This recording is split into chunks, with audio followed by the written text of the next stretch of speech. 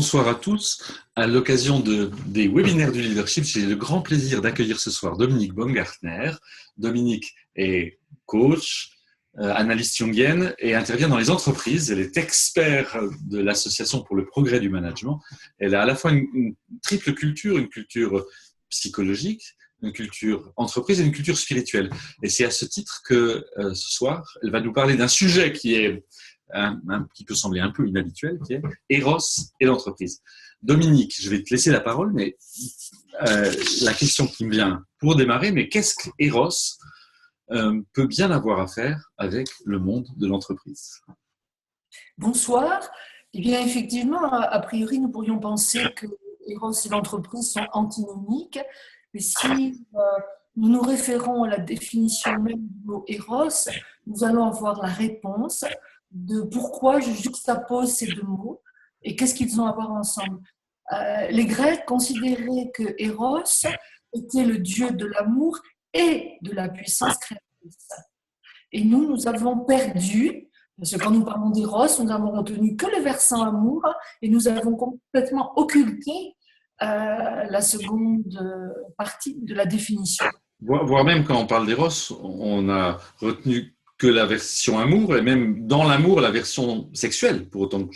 Absolument, absolument. Alors que Eros est à la fois, d'abord il va irriguer tous les étages de l'être humain, du plus archaïque, que l'on appelle la pulsion en psychanalyse, jusqu'à l'éveil, où là, on est vraiment dans la hiérogamie première, où la mère divine et le père divin sont dans une union parfaite, et cette union parfaite va générer des mondes.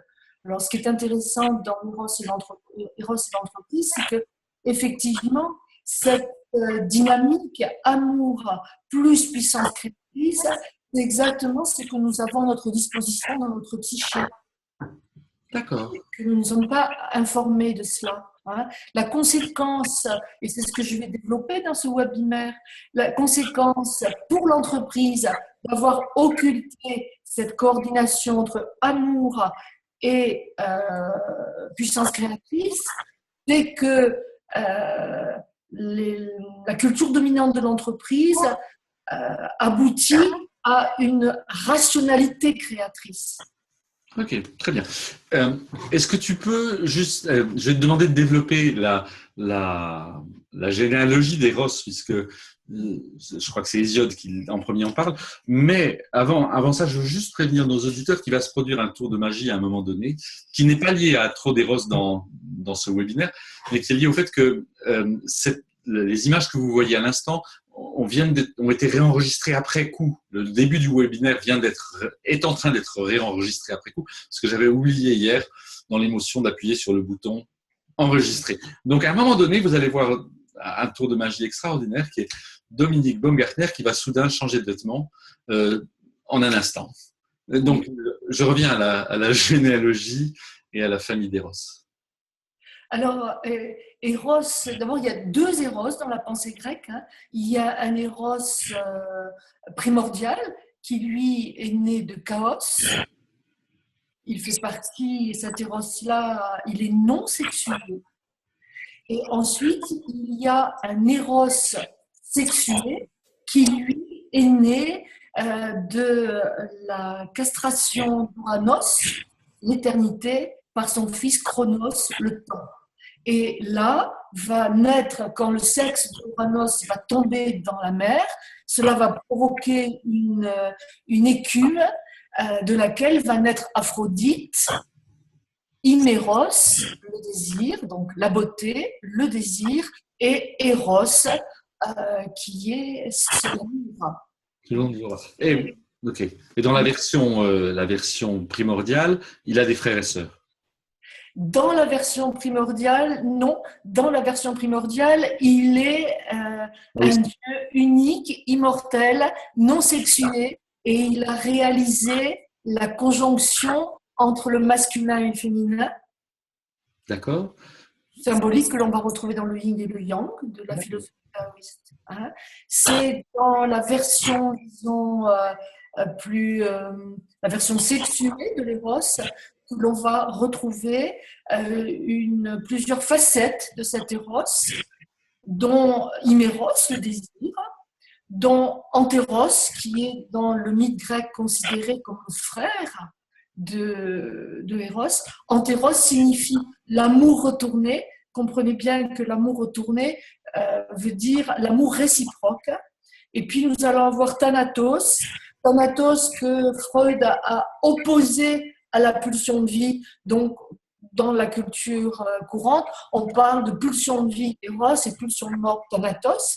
Et Thanatos est un aspect, il est intégré à la dynamique de l'éros amour. C'est ce qui va permettre les séparations, la séparation. Et puis, il y a ce fameux logos. Et le logos, c'est la puissance créatrice, c'est le monde des idées. C'est une très jolie expression grecque qui le qualifie, ce logos, comme la raison du monde. Et on va retrouver cette même idée dans les archétypes de Jung. D'ailleurs, c'est très clair, Jung s'est rangé quand il parle de l'éros. Il ne le considère pas uniquement comme la pulsion sexuelle comme Freud va le faire. Il va considérer l'éros, il va se ranger plutôt du côté de l'éros primordial, à savoir cette dialectique entre l'éros et le logos qui va aboutir à une dialectique entre le féminin et le masculin. Dans la philosophie grecque, le principe de la séparation, c'est très important pour l'éros et l'entreprise, le principe d'éros vient de ce que le masculin et le féminin ont été séparés. Parce que quand ils sont unis, ils sont tellement puissants, ils peuvent défier les dieux. Très bien. Raison pour laquelle ils ont été séparés. Je crois qu'il est temps pour notre tour de magie. Oui. Donc il a Himéros, qui est le désir, il a Thanatos, qui est la mort, et il a Antéros, qui est l'amour réciproque. En grec, c'est l'amour retourné. Et il a Logos. Donc vous voyez, ce qui fait d'Eros une force motrice, expansive, créative, une force formative aussi, et qui va dynamiser l'univers dans son entièreté, comme la psyché de l'être humain. Juste une petite précision, on a tendance, c'est lié à Freud qui a induit ça, à opposer Thanatos à Eros, donc pulsion de vie à la pulsion de mort. Or, Thanatos fait partie des composantes de l'Eros. D'accord. Et ça va être très important de comprendre ça, parce que si Eros est à la fois une force de cohésion, c'est aussi une force de séparation. Et c'est là que l'énergie, sa facette Thanatos va être nécessaire, voire indispensable. Alors, cette force dynamique, eh bien, j'ai regardé pendant 25 années d'expérience dans la vie des entreprises, eh bien, j'ai vu que cet Eros n'était pas le bienvenu. Il n'avait été gardé dans l'entreprise que le logos. Donc, il faut bien comprendre que Eros, c'est le dieu de l'amour et de la puissance créatrice. Dans l'entreprise, le constat est le suivant. Il n'est resté que la puissance créatrice sans l'amour. Et la conséquence de cela, c'est que de la puissance créatrice, on est passé à la rationalité créatrice. Je vais m'expliquer. Un peu plus avant, quand on parle d'Eros, il est question de ces deux grands archétypes que sont le masculin et le féminin. Il n'y aurait pas d'Eros s'il n'y avait pas un masculin et un féminin qui soient distingués et que Eros a vocation à rassembler. Et pourquoi Eros s'ingénie à rassembler ces deux grands archétypes? Eh bien, c'est pour justement qu'il y ait une puissance créatrice. Alors, l'Eros, il peut rester à un stade archaïque, donc là, on est typiquement dans la pulsion, comme il peut aller jusqu'au stade de l'éveil. Et c'est toujours le même Eros. C'est pour ça que Saint-Valentin, hier, c'est une des facettes et un des stades de l'Eros. Okay. Ce n'est pas forcément celui qui va nous apporter le plus de plénitude. D'accord. Voilà ce que je pourrais en dire. Hein, D'accord. voilà. Et dans le contexte de l'entreprise, donc tu dis l'entreprise n'a conservé que le logos et que la puissance créatrice rationnelle. Comment se traduit l'exil ou l'absence d'Eros? Quel constat tu as fait? Le constat que je fais, c'est que le principe même de la puissance, de la créativité, c'est Eros plus Logos. Si Logos ne s'adosse pas sur Eros, on rentre dans un monde qui est typiquement rationnel, qui va valoriser les valeurs masculines. Donc, il va y avoir de la cérébralité, de la rationalité, de la comptabilité, du chiffre, du business. Et donc, l'entreprise va être un monde masculin fait par des hommes pour qu'ils restent entre eux. Et ce n'est pas une féministe qui parle. Hein. Vraiment, ce n'est pas mon propos, ça ne m'intéresse pas du tout. Ce qui m'intéresse, c'est de voir comment l'entreprise a pu se faire l'écho d'un modèle de société. Nous sommes dans un modèle de société qui est hyper masculin et l'Eros est féminin. Ok. D'accord.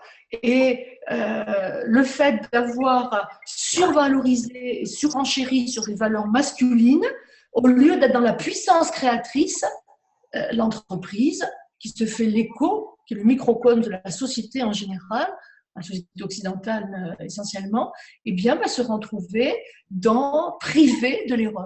Quelle est la conséquence de ça? Oui. La conséquence, quand une communauté, comme un système, est privé de son éros, on est dans une intelligence analytique, point barre. D'accord. Ça s'appelle la cérébralité. Eh bien, ça veut dire qu'il n'y a pas de relation.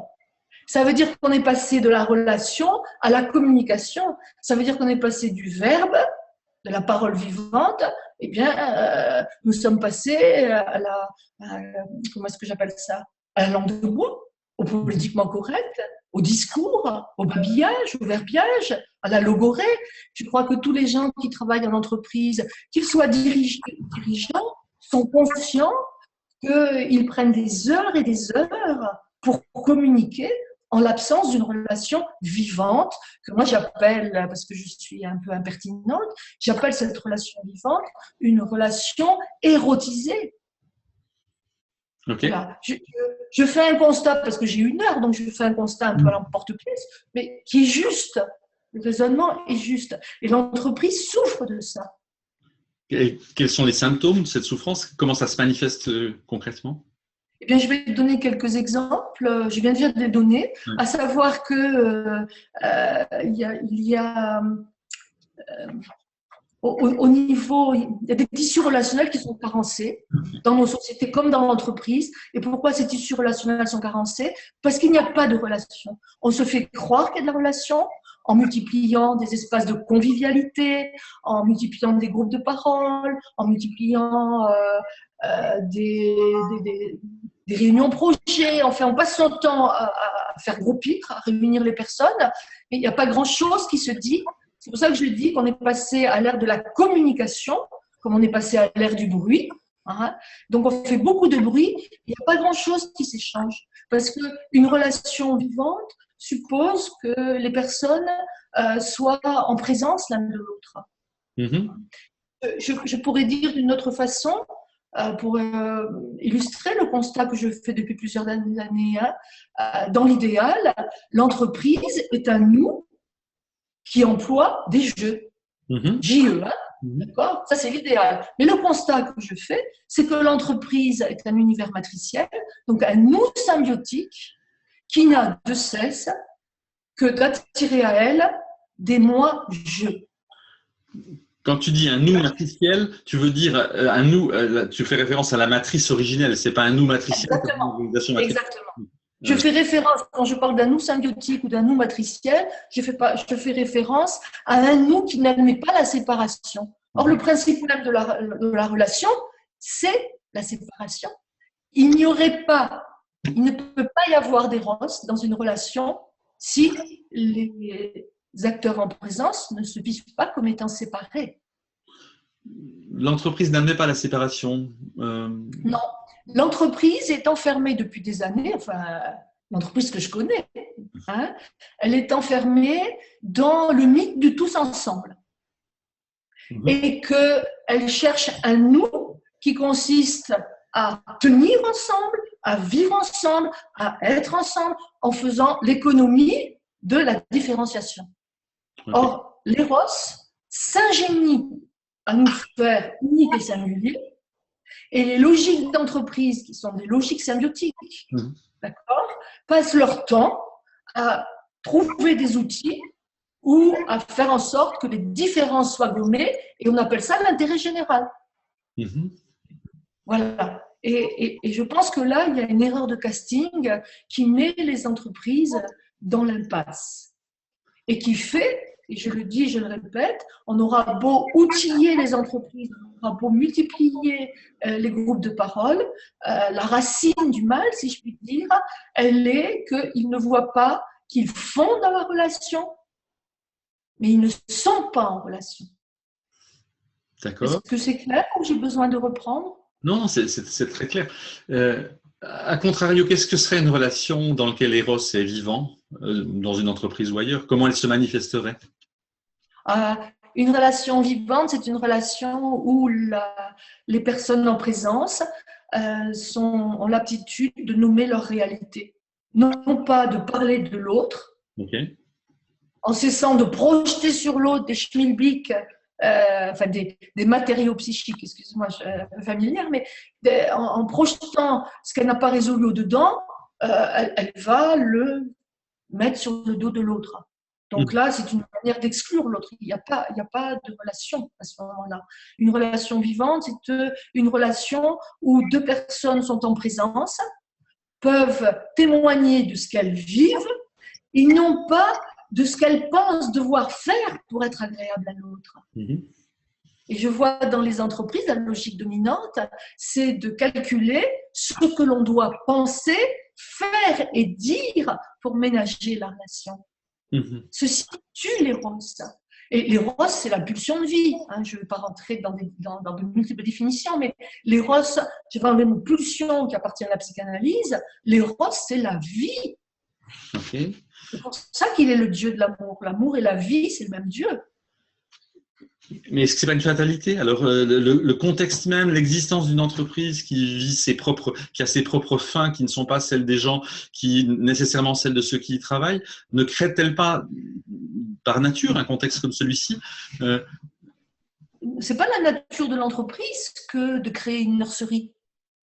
L'entreprise est un nous, c'est un collectif qui privilégie le nous, et elle pourrait très bien envisager de privilégier un nous, à partir de jeux qui sont assumés. Or, ce que j'appelle l'entreprise nurserie, c'est une entreprise qui a une culture où elle ménage la paix sociale. Pourquoi elle ménage la paix sociale? Parce que la différence, la singularité, n'est pas quelque chose qui est intégré à ses valeurs. Loin s'en faut. Et c'est pour ça que j'ai un verbe un peu haut quand je dis ça, mais je dénonce le mythe du tous ensemble. Le tous ensemble fait référence très concrètement au fait qu'il y a une quête de relations symbiotiques. Et la relation symbiotique, eh bien, c'est bébé avec maman. Nous avons chacun d'entre nous a connu ça, mais c'est fini. Ça ne pourra plus jamais être ça. J'ai une question de Jean-Christophe Rosy qui dit diras-tu qu'il existe une accélération des modes de travail collectif, mais diamétralement opposée à l'être dans sa plénitude? Donc il y a à la fois du collectif, mais il n'y a pas d'être. Alors oui, c'est ce que je suis en train de dire. Je dis que le mythe de tous ensemble va privilégier le collectif, mais en faisant abstraction de la singularité et de l'unicité de chacun. De l'être de Donc, voilà, de l'être de chacun. Alors que, pour moi, l'entreprise a vocation à donner des opportunités pour que l'être unique et singulier que nous sommes chacun puisse s'exprimer et que ce ne soit pas vécu comme étant une menace pour l'intérêt général. En raccourci, je dis que l'entreprise, dans ses collectifs, quand elle fait des réunions, des communautés, aurait tout bénéfice à passer de la vision partagée qui nous ramène au consensus, qui nous ramène à la pensée unique, passer de la vision partagée au partage de vision. C'est-à-dire que chacun, et c'est une réalité qui n'est pas négociable, chacun d'entre nous a une perception du monde qui est unique.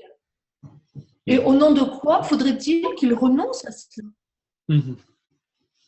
Sinon, nous allons assister à une standardisation, à un clonage, à un conformisme. Si nous continuons, si les entreprises persévèrent dans ce mythe de tous ensemble, elles n'auront jamais la puissance créatrice à laquelle elles pourraient prétendre. Parce qu'il y a beaucoup d'intelligence dans les entreprises. Ce que tu dis fait écho à un livre récent de quelqu'un qui s'appelle Robert Kagan, qui est la tête de pont du MIT en matière de psychologie et d'organisation, qui dit on va au travail, on a deux métiers. On a un métier qui est de faire une tâche, et puis on a un autre qui est de prétendre être différent de qui on est. Donc, et le second est épuisant, et on est en train de faire les deux métiers en même temps, et ceci sûrement n'est pas créatif en ton sens. Oui.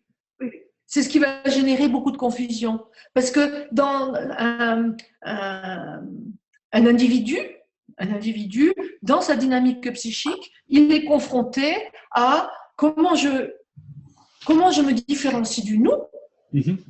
La proposition qui nous est faite depuis qu'on est tout petit, il faut savoir quitter le ventre de maman, puis après quitter le nid parental, après quitter le nid familial. Donc, il est confronté à cette dynamique, appartenir et se différencier.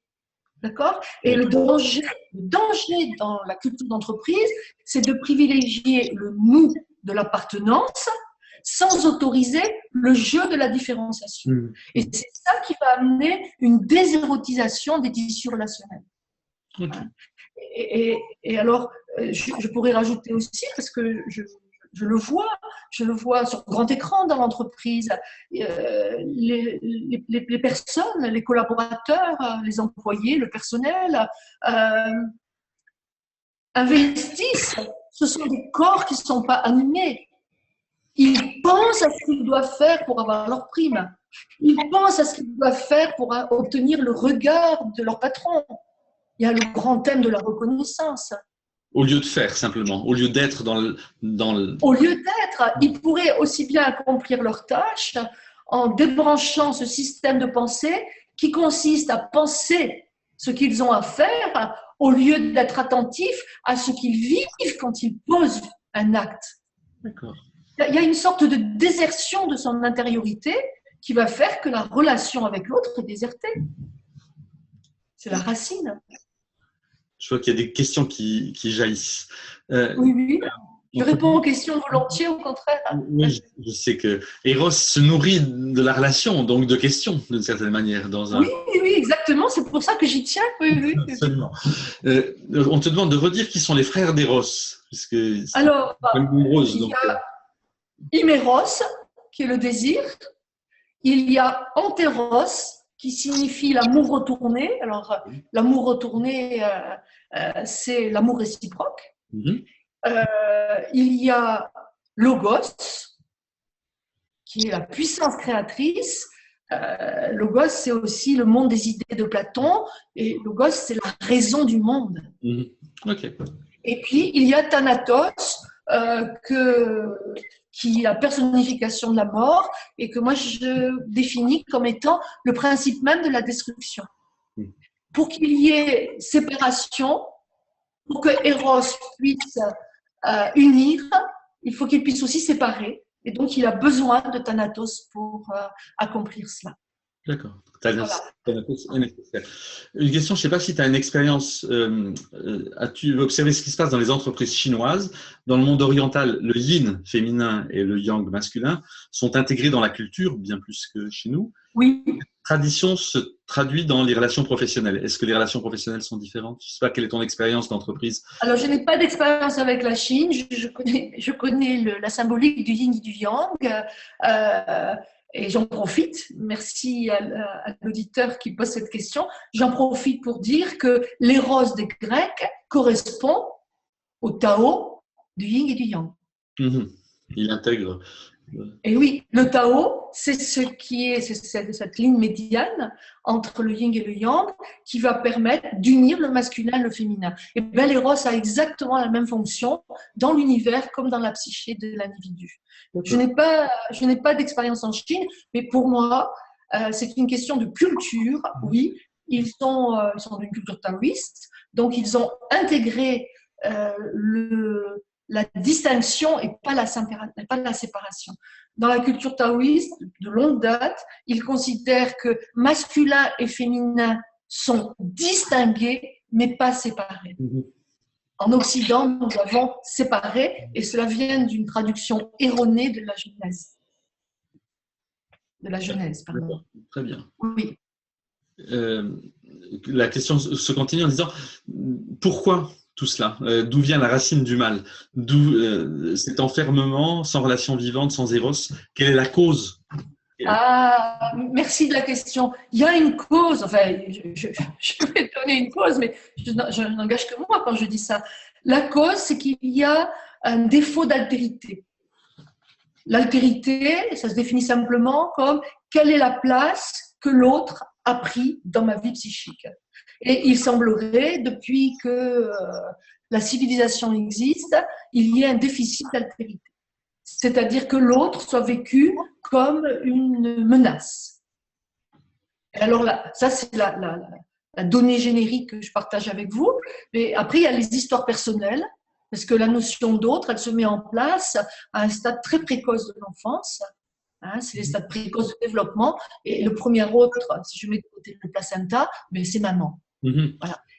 Qui se rejoue, la symbolique qui se rejoue dans l'entreprise. Quand je parlais d'entreprise nurserie tout à l'heure, on parle bien de la mère entreprise, d'accord, avec cet esprit de famille, cet univers matriciel qui a tendance à vouloir être une bonne mère. Et si je suis une bonne mère, je ne m'autorise pas à frustrer l'enfant, donc je lui interdis de grandir. Donc on est passé du management au ménagement. Quand on ménage quelqu'un, eh bien, il n'y a plus de relation. La relation n'est plus vivante, elle est pensée. Parce que si je ménage, par exemple, si je te ménage, Philippe Joannis, eh bien, je vais penser à ce que je dois te dire quand à t'agréer. Au lieu de te dire ce dont j'ai conscience. Ce qui vient, ça n'est pas ton genre, donc je ne suis pas inquiet. Non. Donc, l'altérité, la réponse, il y a un déficit d'altérité dans la psyché de l'individu à son stade de maturité actuelle. Je pense que l'humanité entière est concernée et que ce phénomène-là, ce déficit d'altérité, est amplifié dans les entreprises et amplifié par ce fameux intérêt général qui masque la racine du mal. D'accord. Souvent aussi. L'autre Non, pardon, vas-y. Pardon. Je clôt en disant l'autre encombre. D'accord. C'est pas quoi en faire. Alors, difficile quand on a des dynamiques d'équipe. Si les acteurs présents dans l'équipe sont en difficulté avec l'autre, eh bien, qu'est-ce qu'on va faire? On va faire comme si on vivait en équipe. Donc, on va dans le consensus, d'où le consensus mou. D'accord. Toujours dans la recherche de, peut-être pas de solution, mais d'un peu d'espoir, Alexandra te demande, connais-tu ne serait-ce qu'une entreprise qui a su instaurer un Eros à l'intérieur de ses relations tel que tu les définis, ou tout est-il à faire? Alors, moi, j'ai eu le privilège de faire l'expérience dans un grand groupe avec un patron que je ne remercierai jamais assez, qui a entendu, même s'il était extrêmement dérangé par ma proposition, il a entendu qu'il y avait quelque chose de pertinent là. Et j'ai expérimenté pendant 4 ou 5 ans avec tout un collectif. J'ai pu expérimenter comment passer d'une relation pensée à une relation érotisée. Voilà. Et je dois dire que c'était une communauté exclusivement d'ingénieurs, dont la cérébralité était avérée. Voilà. Et ça a été une expérience de professionnelle qui m'a donné beaucoup de permission et qui a été très très, comment dire, bénéfiques pour eux. Ils en ont gardé des traces. Voilà. Mais je pense qu'il y a beaucoup à faire, Alexandra. Et je vois des... Faut-il encore que les intervenants en entreprise soient eux-mêmes déjà érotisés? Oui. Parce que s'ils viennent avec des produits tout faits, ils viennent en entreprise avec des apporteurs de solutions, et s'ils viennent avec des outils, alors qu'ils ne vont pas au contact de la relation, si eux-mêmes n'instaurent pas une relation érotisée avec leurs interlocuteurs, il n'y a rien qui va changer. L'existence d'outils n'empêche pas d'avoir une relation réelle, intense, érotisée. Tu as des outils toi-même pour intervenir. Non, moi, je n'ai pas d'outils. Je n'ai pas d'outils. Mon outil, c'est la passion. Oui. Non, je le dis parce que je suis de bonne humeur. Je le dis en plaisantant, mais je n'interviens pas avec des outils. Des outils conceptuels. J'interviens avec de la présence. Oui. Et quelques outils conceptuels. Oui, je peux faire des apports didactiques comme je fais là maintenant. Je veux dire que je ne peux pas apporter une qualité de présence à mon interlocuteur. Je ne peux pas m'autoriser à vivre une relation dite érotisée si je suis affublée d'outils, de concepts et bien d'autres choses. Voilà, parce que là, je vais me mettre à penser. Hein? Et justement, c'est une expérience qui est extrêmement dérangeante pour une culture de penseurs qui ont toujours pensé le monde. Surtout, ça doit rendre un peu compliqué la relation, le début de la relation, parce qu'en général, une relation entre un prestataire et une entreprise se fait sur la base d'un projet, d'une intention, d'un objectif. Or, oui, mais l'éros n'exclut pas la cérébralité. Je redis la définition de l'éros, c'est l'amour, c'est éros plus logos. Le danger de l'entreprise, c'est de développer du logos sans s'adosser à de l'éros, donc pas de relation. Et ça donne ce que ça donne aujourd'hui, à savoir que dans les entreprises, alors même qu'on a des conditions de travail jamais inégalées, hein, eh bien, ça se plaint. Ça se plaint sur tout le niveau hiérarchique. Donc, de quoi se plaint-on? De l'absence de reconnaissance. Il ne peut pas y avoir de reconnaissance, même si on fait des listes et des listes de chouloudou, comme ça peut circuler sur Internet. Non, la reconnaissance vient de ce qu'il y a une relation vivante instaurée entre les personnes. La vie ne peut pas se mettre dans une boîte à pilules. D'accord. Je t'entends avec… Le sujet m'enthousiasme beaucoup et c'est vrai qu'il y a une partie de moi qui est affligée parce que je ne vois pas les entreprises se mobiliser suffisamment autour de la racine. On n'arrête pas de mettre des rustines. Il y a des budgets énormes. Les rustines, ça coûte très cher. Et une rustine, ça a vocation à ne pas tenir longtemps. Il y a mieux à faire. Un point que tu développes parfois est aussi de partir du fait que les individus arrivent dans une entreprise avec leur psyché et leur histoire. Bien évidemment. Donc ça, c'est aussi une source de, sans doute, peut-être tu peux en dire un mot. C'est ce qui m'a passionné et qui me passionne toujours. Le monde de l'entreprise me passionne. Pourquoi? Parce que vous avez une symbolique très puissante qui va faire écho à la dynamique psychique des acteurs de l'entreprise. Vous avez un univers matriciel. Donc, un univers matriciel, c'est un univers rond. Et dans un univers rond, l'éros reste archaïque. Et dans cet univers matriciel, vous avez une ligne hiérarchique qui a vocation à être porteuse de logos, porteuse de loi. Et le logos, quand il travaille avec Eros, ça crée un univers, il y a de la puissance créatrice. On va créer quelque chose. D'accord ? Cette symbolique est extraordinaire parce que chaque acteur de l'entreprise va venir projeter à l'identique dans l'univers de l'entreprise le comment s'est construit son rapport à la mère et son rapport au père. Parce qu'il y a une loi qui n'est pas négociable au plan cosmique. Il y a l'archétype père et l'archétype mère, ou masculin et féminin. D'accord ? La mère dit oui, le père dit non. Mhm. D'accord? Si vous êtes dans un univers rond et que l'entreprise est une nurserie, plus qu'une entreprise, vous êtes dans le ventre de la mer. Et donc, la mère, elle doit nourrir, nourrir, nourrir, nourrir. Il n'y a pas de fin et il n'y a pas de commencement. C'est ça l'univers rond. On ne se sépare jamais. Et donc, ça maintient l'éros à un stade très archaïque. Et la conséquence dramatique d'un éros archaïque, c'est que ça nous mène à une jouissance à n'importe quel prix. Mhm. Par exemple, enfin, ça, ce qui se manifeste comment? Bah, par exemple, en dehors de l'entreprise, dans la société, c'est les addictions. Ok.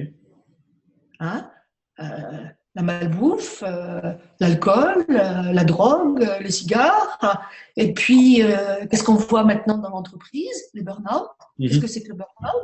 Eh bien, c'est ce qu'on appelait autrefois le workaholisme. C'est les alcooliques du travail. Mhm. Ils Mhm. se mettent au-dessus de la réalité. Ouais. C'est ça le propre d'un éros archaïque. Ça nous mène tout droit aux addictions. Et l'addiction, c'est quoi? C'est se mettre au-dessus de la réalité. Alors qu'un éros éveillé, un éros mature, hein, c'est un éros où vous allez d'abord pouvoir sortir de cette petite enfance. Et l'éros mature, c'est un éros qui vous permet de vivre la frustration. Parce que l'éros archaïque, ne vous y trompez pas, hein, c'est une jouissance à tout prix, je l'ai dit, mais c'est surtout, le mot m'échappe, je ne sais plus ce que je voulais vous dire, c'est une manière de rester petit. On tête indéfiniment. Comment ça se traduit dans l'entreprise, ce je tête Mhm. indéfiniment? J'ai droit à tout, j'ai droit à la sécurité, j'ai droit à l'emploi, j'ai droit à votre reconnaissance, j'ai droit à votre loyauté, j'ai droit à tout. C'est un comportement extrêmement enfantin Mhm. et les entreprises sont encombrées de cela sans avoir conscience qu'elles maintiennent petit. Pourquoi elles maintiennent petit? Comment est-ce qu'on va maintenir quelqu'un petit? Il suffit de développer l'intolérance à la frustration.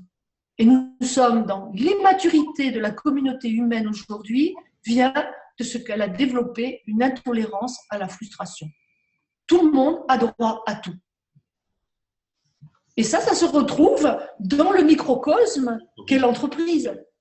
Et c'est passionnant de voir ce qui s'y passe. Je vois que tu es passionné. Attends, je vais te proposer quelques questions. Je peux peut-être me modérer si. Non, non, non, c'est bien. Au contraire, on va pas limiter ton niveau d'éros, le niveau Non, non, oui, le de, sujet me. ce serait contradictoire. Une question, quel est le masculin positif qui s'exprime en entreprise? Puisque on entendait une critique de la rationalité masculine et du. euh, Ah, super, oui. Un masculin, je ne veux pas être le mot positif, un masculin mature, c'est un masculin qui s'adosse sur son féminin. Qu'est-ce que c'est que le féminin? Qu'est-ce que c'est que les valeurs féminines dans l'entreprise? C'est l'intelligence intuitive, c'est la sensibilité, c'est l'altérité et c'est la relation. Donc un féminin, un masculin. Moi, je suis pas en train de militer, enfin faire de la guerre du masculin et du féminin. Je dis que c'est vraiment dommageable à ce stade de notre évolution, de l'humanité, que masculin et féminin soient encore en train de se chercher. L'un n'exclut pas l'autre. Et je réponds à cet auditeur, ou auditrice, je lui réponds que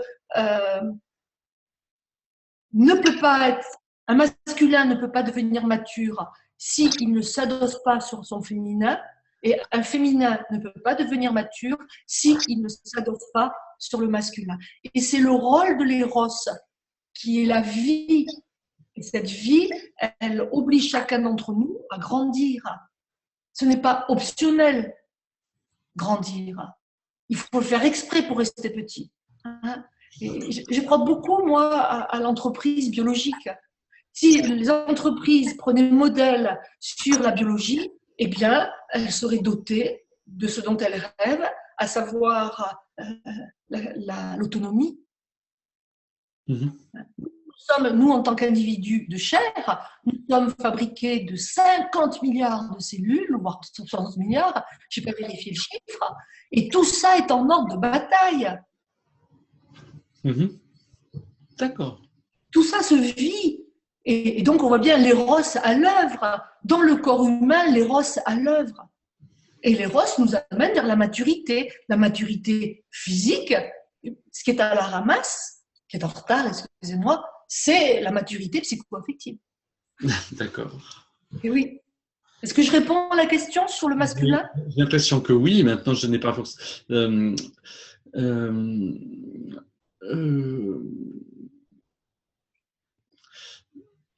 Alors, j'essaie de trier un peu parce qu'il y a beaucoup, tu as beaucoup de questions. Finalement, le thème d'Eros en entreprise est un thème qui mobilise. Je me doute qu'en 1 heure, voilà. C'est une mise en bouche en 1 heure. Donc, on te pose la question suivante. Ta lecture est en partie psychanalytique. Est-ce qu'il n'y aurait pas une lecture politique? Donc, pardon d'aborder un autre sujet tabou, mais le mythe socialiste de l'égalité que nous avons totalement avalé, ce mythe, ne nous rend-il pas malade? Question. Donc, c'est plus un angle politique qui n'est pas forcément ton univers premier. Mais... Non, mais c'est intéressant. Moi, je crois que Eros a déserté le monde politique. Je vais dire autrement. L'éros mature a déserté la sphère du politique. Aussi, parce qu'il a déserté le monde de l'entreprise, il a déserté l'extérieur de l'entreprise. Eros. Oui, oui. Je crois que le monde, pour ce qui m'est donné de voir dans les débats, etc., et que je vois le monde politique se débattre avec un Eros qui restait archaïque. Il n'y a pas de relation. D'accord. Les interlocuteurs n'échangent pas entre eux. Ils communiquent, Ouais. ils font des discours, mais il n'y a pas de relation. C'est la même problématique que le constat générique que je pourrais faire en entreprise. Ouais, c'est la même. Les nouveaux modes de travail, travailleurs indépendants, télétravail, sont-ils un moyen d'aller vers davantage d'Eros dans les organisations en donnant plus de place au jeu? Merci de la question. Pour ma part, quand je travaille avec, comme là par exemple, j'expérimente, heureusement que j'ai un interlocuteur en face de moi qui bouge, qui parle, alors je me dis que je suis dans une relation vivante, mais établir une relation érotique avec son écran d'ordinateur, je n'y crois guère. Mm-hmm. Je crois que justement l'intelligence artificielle qui est en train d'envahir la sphère de l'entreprise est un palliatif à on ne sait pas être en relation, donc on va officialiser la non-relation et on va créer de l'intelligence artificielle. Ça aura un coût. Je sais même qu'aux États-Unis, il y a déjà des thérapeutes de l'intelligence artificielle qui se sont spécialisés. D'accord. Nous n'avons pas assez de recul. Vous savez que quand même arrivent sur le marché les cobots. Mm-hmm. On passe de l'ère du robot au cobot. Donc j'imagine un être humain, d'accord, qui a pour collaborateur un robot. Je doute qu'il y ait des rosses, ou alors on va développer des pathologies des rosses. Mm-hmm. Oui, effectivement, on en reparlera dans quelques années. Là, c'est un petit peu tôt pour le moment, heureusement. Pas si loin que ça, Philippe. Pas si loin que ça. Ouais. Oui. Tu préconises de remettre Eros dans les relations, au sens de remettre de la pulsion de vie, donc de l'amour. Et la question est, pour ce faire, est-ce que prendre soin de la différenciation, de l'individualisation, pour ce faire, de prendre soin de la différenciation et de l'individualisation, en quoi l'individualisation met l'amour dans la relation? Je pense que tu en as un peu répondu en parlant d'altérité. En quoi l'individualisation, ça dépend? Oui, la question est porteuse de confusion. Si je peux me permettre de clarifier. L'expérience de l'individualité, ça fait partie de la condition humaine et la condition animale et la condition végétale. Nous sommes tous individualisés. Nous sommes tous une individualité avec une forme unique et singulière. D'accord ? Donc l'individualité, il n'est pas question de revenir dessus. Par contre, si nous faisons tous l'expérience de l'individualité, nous ne faisons pas tous l'expérience de l'individuation. Parce que l'individuation, c'est affaire d'une prise de conscience que je ne suis pas qu'un bout de viande. Et c'est ce qui va nous permettre, et c'est là que je vais me permettre de faire un raccourci, c'est de passer de l'incorporation à l'incarnation. Il y a une très grande différence. D'accord ? Soit j'ai la consistance d'un comment dire, d'un paquet de viande, je vais dire ça comme ça, hein, auquel cas, c'est pas très joyeux comme situation. Soit je m'incarne. L'incarnation, c'est la chair. D'accord? Et dans notre tradition, le Verbe qui fait chair. Et le Verbe qui s'est fait chair va donner à la chair son côté érotisé, c'est-à-dire son côté vivant, son côté attractif. Je vais donner un exemple, puisque j'ai vu que ça s'appelait le webinaire du leadership, d'accord? On a mis un mot anglais sur quelque chose que moi, c'est un mot que je ne retiens pas, mais qu'est-ce que c'est quelqu'un qui a du charisme, quelqu'un qui a du leadership? Mais c'est quelqu'un qui est incarné. C'est pas quelqu'un qui est incorporé. C'est un esprit dans un corps. Et c'est un corps qui est une pensée qui est érotisée. Ok. Oui, je crois que tu réponds très bien, mais c'est pas forcément une qualité commune d'être individué au sens d'être une individualité. On l'est tous, d'être individué, ça demande de la maturité. Et donc, peut-il y avoir des relations érotisées entre individus, entre individualité non individuée, ce qui est oui, je comprends. Ça restera un éros très archaïque. Par exemple, deux personnes qui qui n'ont pas, comment dire, qui n'ont pas de jeu éveillé, qui sont dans un moi-je, d'accord, vont s'inscrire dans une relation qui va obéir à la loi du talion. La loi du talion, c'est un éros très archaïque. D'accord. Oui, oui. On peut pas, dans les abus de pouvoir, qui sont nombreux et variés quand même, les abus de pouvoir, qu'est-ce que c'est? C'est un éros archaïque. Parce que celui qui abuse, il a de la jouissance. Il a de la jouissance à abuser l'autre. Ça reste toujours éros. Mais c'est un éros archaïque. Et moi, je suis là ce soir, si je peux, comment dire, préciser les conséquences, les dommages d'un éros archaïque, eh bien, je m'en réjouis. Donc, c'est pas simplement mettre de l'éros en entreprise, c'est passer d'un éros archaïque à un éros plus élaboré. Mature, bien sûr. D'accord. Bien sûr, et que c'est possible. Faut-il encore dénoncer ce que, déjà, quand j'ai dénoncé, faut-il déjà expliquer quelle différence il y a entre un éros archaïque, comment ça se traduit, la loi du talion, et puis un modèle de relationnel qui vraiment fait recette, c'est la relation dominant-dominé quand même. Hein. D'accord, qui est dommageable. C'est-à-dire que pour moi, je puisse vivre, il faut que toi, tu t'écrases. Et je pourrais détailler. Du coup, quand on est dans un mode de jouissance archaïque comme celui-ci, on va développer des modes relationnels qui vont exclure l'autre, tout en se faisant croire qu'on l'inclut. Donc, mais ça, il y a suffisamment d'intelligence dans l'entreprise pour le comprendre quand j'explique. Et puis, expérimenter autre chose, expérimenter une parole vivante. Une parole vivante, c'est quoi? C'est parler de ce que je vis en la présence de l'autre. Et non pas parler de ce qui se passe chez l'autre. Je ne sais pas ce qui se passe chez l'autre, je me le fais croire. D'accord. Ça mène très bien à une question qui, à mon avis, est très directement liée, qui est comment je peux repérer que je participe à cette façon d'être avec les autres sans relation. Comment je peux le repérer chez moi? Parce que travailler sur moi. Pour moi, il y a une façon très simple de repérer que je ne suis pas en relation, c'est comment je juge, comment je commente, comment je juge, comment je qualifie, comment je définis. Je ne dis pas ce que je vis à ce moment-là. D'accord? Je vais plaquer un jugement. Hein, c'est ce que l'on appelle une projection. Ok. Qu'est-ce qui fait qu'il y a un déficit d'altérité qui perdure? C'est qu'on a banalisé la relation projective. On a même appelé ça l'empathie.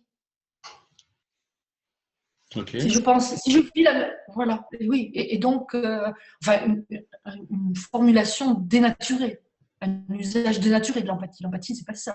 L'empathie, c'est justement, et l'empathie, c'est une forme d'érotisation très subtile. L'empathie, c'est quoi? C'est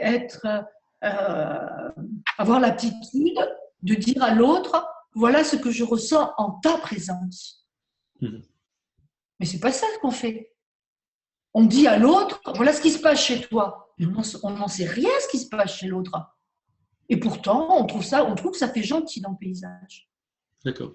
Donc, un signe d'être dans cette absence de relation, c'est avoir ce type de comportement et vouloir expliquer à l'autre ce qu'il ressent, plutôt que de parler de ses propres. Et tout ça est habillé avec beaucoup de gentillesse. Oui. Oui. Ça part d'une bonne intention. Sauf que l'intention cachée derrière, c'est de se faire croire qu'on sait qui est l'autre. Nous ne savons pas qui est l'autre. Et nous ne saurons jamais qui est l'autre. Sauf s'il nous dit ce qu'il est en train de vivre en notre présence. Et c'est très précieux. C'est ça qui va mettre l'intime. Et l'intime entre des personnes qui passent par une parole vivante, mais ça c'est ce qu'il y a de plus précieux au monde. C'est l'éros mature, l'intime dans une relation. D'accord. Je jongle entre. J'ai un problème d'intimité, justement. Je souffre un peu parce que j'ai envie d'être consacré à toi et je vois plein de questions arriver, donc j'essaie d'être entre les deux. Je passe aux questions une seconde. Tu as parlé de lignes hiérarchiques en entreprise. On parle beaucoup des entreprises libérées. Est-ce que tu penses que les structures comme des entreprises libérées sont plus inclines à favoriser un éros mature? Ou est-ce une mode? Ou est-ce que tu penses que c'est un… Alors, je connais un petit peu la démarche, je ne la pratique pas. Je m'en amuse parce que je me dis, si les acteurs de l'entreprise libérée se libèrent de leur relation projective, alors là, il y aura une libération. D'accord. C'est la condition sine qua non. Okay. S'il n'y a pas un retrait des projections dans un système, quelle que soit sa composition, il ne peut pas y avoir de relation et donc il n'y aura pas d'éros. D'accord. L'auditrice qui s'appelle Florence continue avec sa question en demandant quel est le féminin positif. Florence Candler. Oui.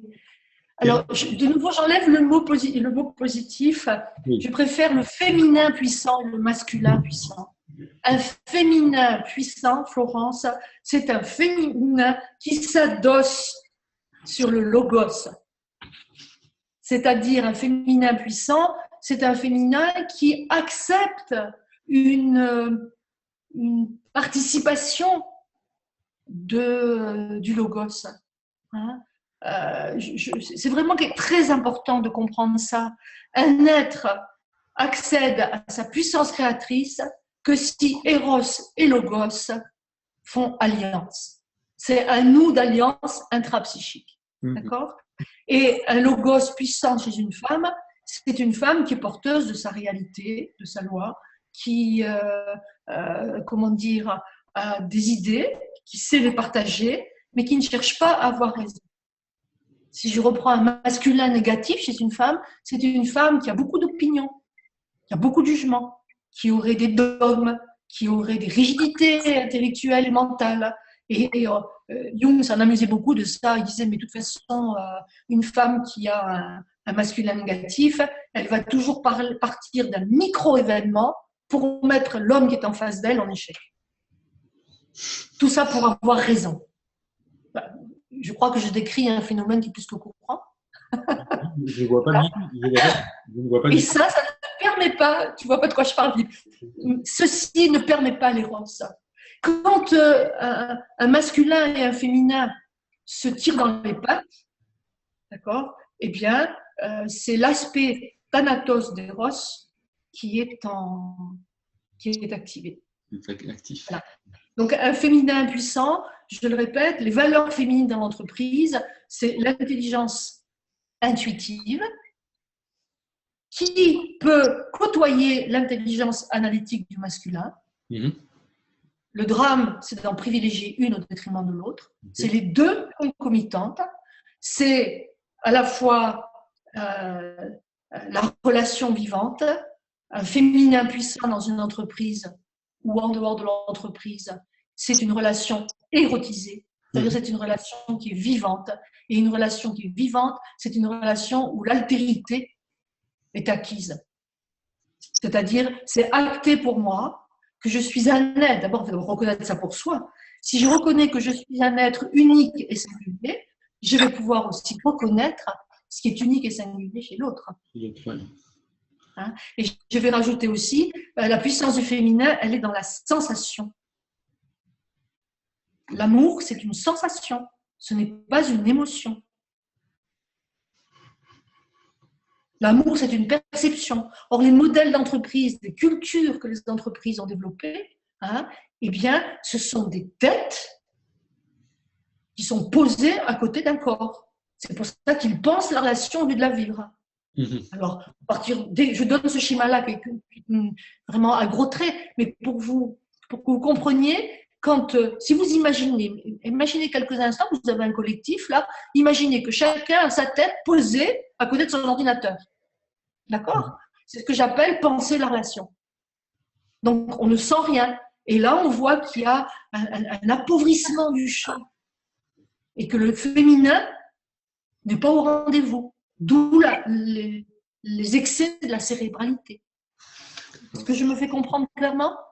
Je pense. Je vois pas toutes les mains se lever, mais j'imagine, tu es très clair. Moi, je suis un peu frustrée. Vous me direz que j'ai parlé de frustration, donc je vais vivre ma frustration. C'est que je ne sais pas si je réponds aux questions. Tu réponds. Ce que tu ne sais pas, c'est si tes interlocuteurs ont compris ce que tu disais, mais tu sais si tu réponds, en tout cas.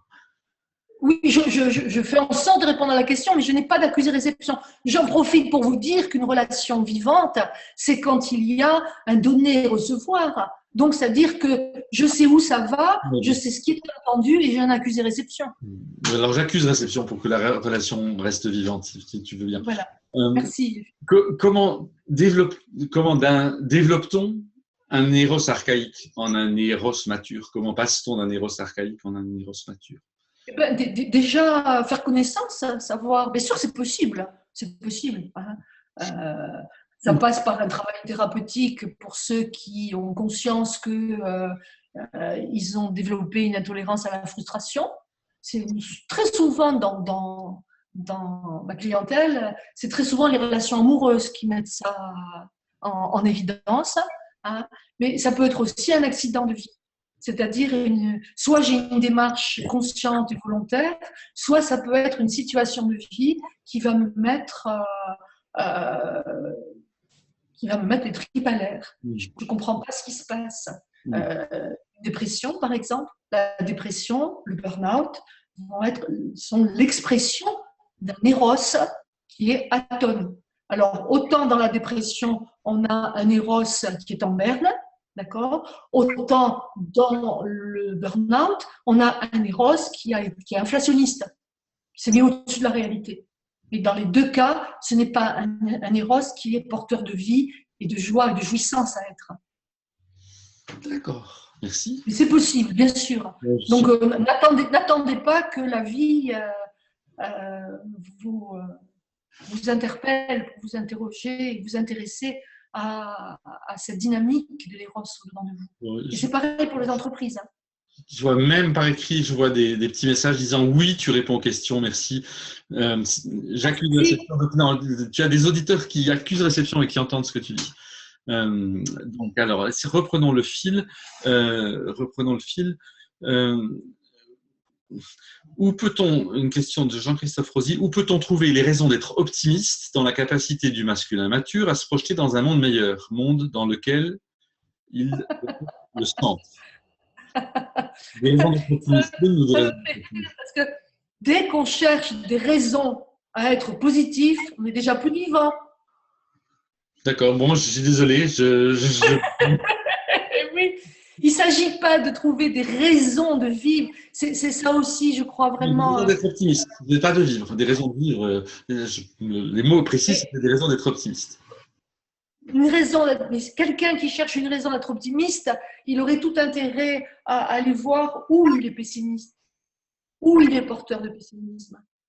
D'accord? L'éros ne sait pas ce que c'est que l'optimisme et le pessimisme. Ça, c'est une construction purement cérébrale. L'éros, lui, il est vivant. D'accord? Donc, moi, je n'ai pas de raison d'être pessimiste et je n'ai pas de raison d'être optimiste. Et je n'en cherche pas. Très bien. Ce qui m'importe, c'est de sentir que je suis vivante et que je me réjouis de l'être. C'est ça un éros mature. C'est très bien, c'est une très belle non-réponse à la question qui en est une pourtant. Donc, on te remercie. Merci, j'ai retrouvé mon Eros et mon Logos. Et la personne qui posait la question ne parlait pas de lui, mais d'un dirigeant, d'un dirigeant. Oui, mais je n'ai pas une réponse générique. Je veux dire que si un dirigeant se pose cette question-là, il est urgent pour lui d'aller voir un psy et de voir pourquoi il se pose cette question. Et là, il a une chance, un psy ou un coach, là, il a une chance d'aller voir qu'est-ce qu'il plante dans son ombre. Oui. Ça, c'est encore un autre sujet. Bon, une question, je pense, sur laquelle tu as répondu partiellement, mais qui renforce la chose. Digitalisation et informatisation des entreprises n'ont-ils pas été les meurtriers des ROS dans les entreprises? Tout l'aspect digital, l'aspect… Oui, j'entends bien. Oui, j'ai répondu à cette question, mais je veux bien reprendre le sujet.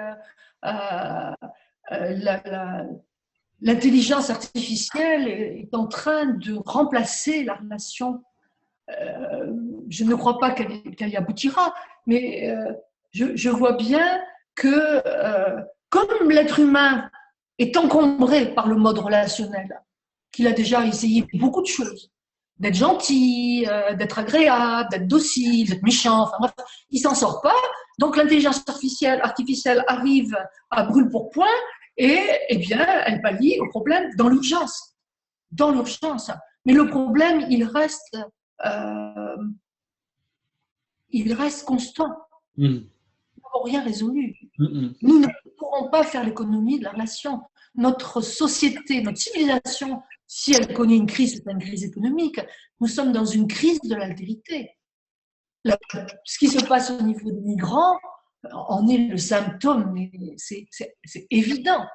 Nous ne savons pas quoi faire de l'autre. Pour peu qu'il soit étranger, celui-là, c'est encore pire. Voilà. Et nous sommes au XXIe siècle. Donc, s'il y a crise d'altérité, il y a une crise de l'éros. Si vous avez compris, si j'étais suffisamment claire à ce sujet, l'un ne va pas sans l'autre. D'accord. Donc, qu'est-ce qu'on fait? On développe, si absence d'altérité, absence d'éros, on se réfugie quoi? Dans le logos. Mais on n'est plus dans un logos raison du monde, on est dans un logos qui est réduit à une rationalité créatrice. Dont on se gargarise. Ça flatte beaucoup le narcissisme, cette rationalité créatrice. Mais ce n'est pas la puissance créatrice auquel nous pourrions prétendre en tant qu'être humain érotisé, donc en relation avec son environnement. D'accord. Alors, qu'est-ce que…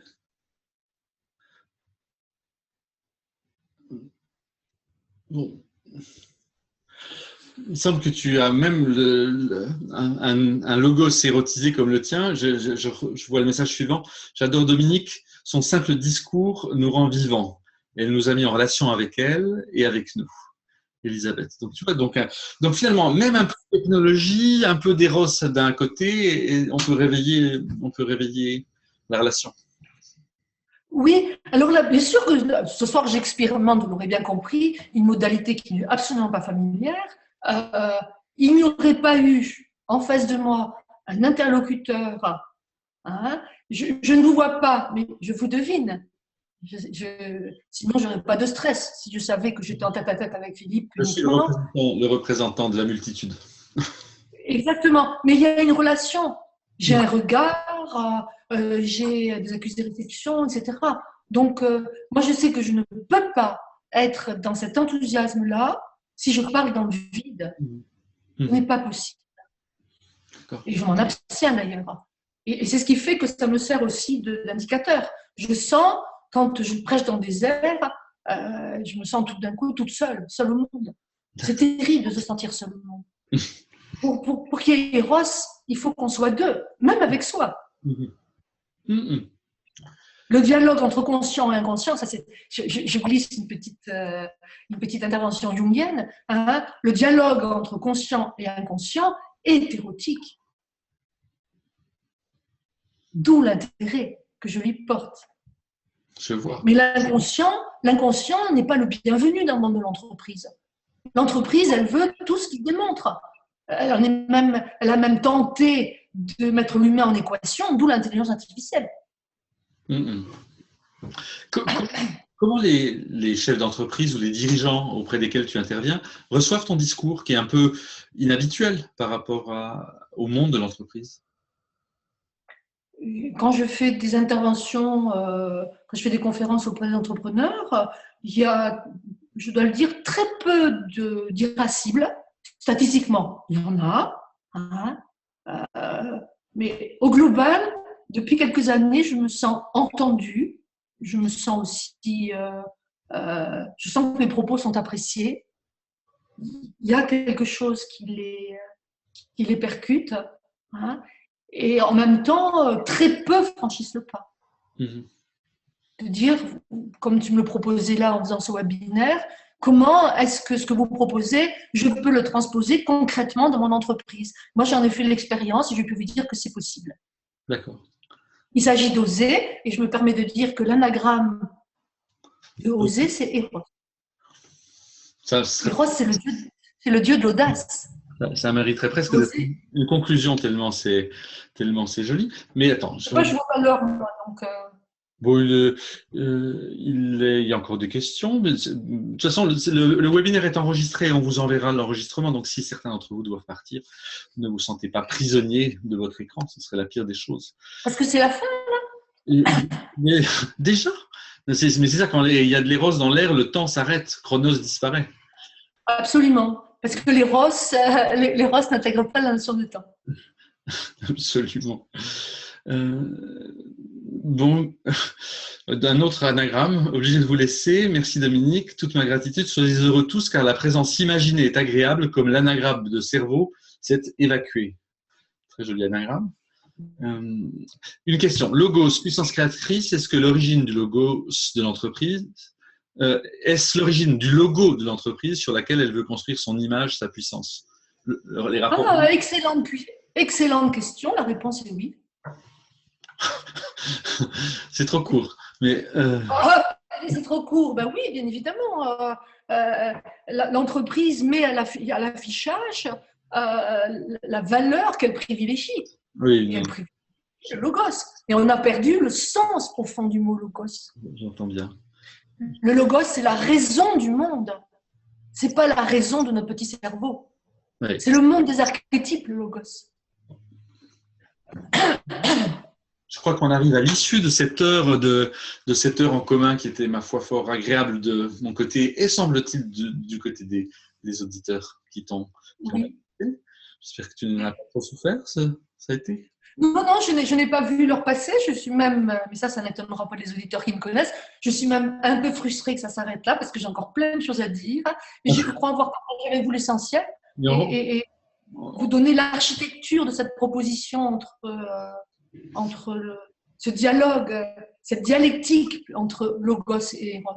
C'est la thématique de l'entreprise aujourd'hui. Si elle ne s'attarde pas à regarder cela, elle va continuer à rechercher, à nourrir son attente magique, de trouver un outil qui pourra la sortir des impasses relationnelles dans lesquelles elle est. Très bien. Dominique, ce que je te propose, c'est qu'on en fasse d'autres. Il y a d'autres thèmes qui sont des thèmes importants d'entreprise. Tu as mentionné le thème de la projection, tu as mentionné, il y a des thèmes clés qui agissent. Oui, moi je suis plutôt dans l'effervescence par rapport au thème. C'est pas ça qui m'importe. Si tu peux me prêter à l'exercice, bien sûr. De temps en temps. Maintenant, j'ai fait l'expérience. Si les auditeurs y ont trouvé la nourriture, je suis prête à renouveler, oui, sur des thématiques qu'ils pourraient demander. Très bien. Écoute, je t'en remercie. Nous leur poserons la question. Merci à vous tous d'avoir été si présents et d'avoir posé autant de questions et d'avoir été si vivants et si pleins d'éros que ça en a été un plaisir, même si on ne vous voyait pas. Et donc, à une prochaine fois pour un… Mais eux nous ont vus. Oui, eux t'ont vu pour l'essentiel. Non, absolument. Parce que le visage, c'est l'incarnation d'Eros aussi, sans visage. Absolument. Mais ça, ce sera un autre sujet.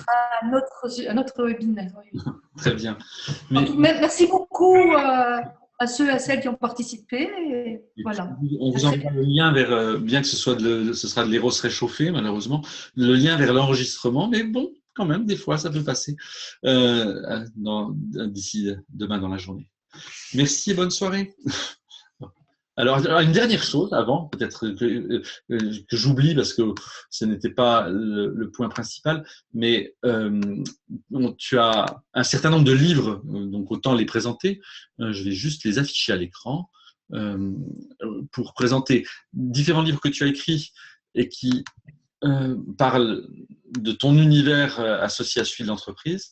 Donc, un livre qui s'appelle Coaching, une psychologie de l'éveil, qui est un excellent livre qui est disponible sur Amazon, que j'ai eu le plaisir de rééditer avec toi. L'inconscient dans les relations d'entreprise chez Duno, mais qui n'est disponible qu'en format Kindle, mais qui est absolument fabuleux. Et puis le premier d'une série qui s'appellera La psychologie de l'éveil, un petit livre qui est à la fois en forme audio et en forme papier, le processus d'individuation ou le principe dynamique de la psyché. Donc, ces trois livres sont soit édités, soit apparaître très prochainement. Et voilà, et je crois que nous avons fait le tour pour ce soir. Merci à tous, merci Dominique, et puis à une prochaine fois. Merci. Bye.